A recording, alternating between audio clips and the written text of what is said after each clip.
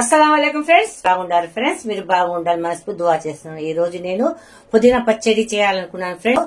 అది ఎట్లా చేయాలో చూడండి ఫ్రెండ్స్, చూపిస్తాను.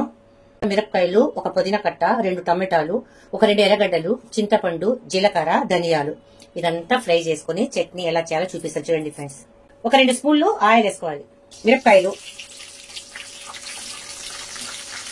ధనియాలు, జీలకర్ర ఫ్రెండ్స్, ఒక 50 గ్రాముల చింతపండు వేసుకోవాలా ఫ్రెండ్స్. టమాటాలు వేసుకోవాలి,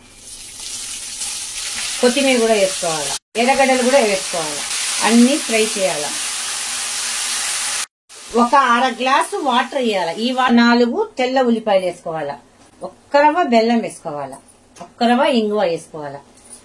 ఇప్పుడు మనం పోపు వేసుకోవాలి. ఆయిల్ వేసుకొని, ఆవాలు వేసుకొని, కరివేపాకు వేసుకొని కొంచెం ఫ్రై చేసి, ఇప్పుడు మనం ఫ్రై చేసుకున్న పచ్చడిని ఆయిల్లో వేసుకొని 5 మినిట్స్ ఫ్రై చేసుకుంటే అయిపోతుంది.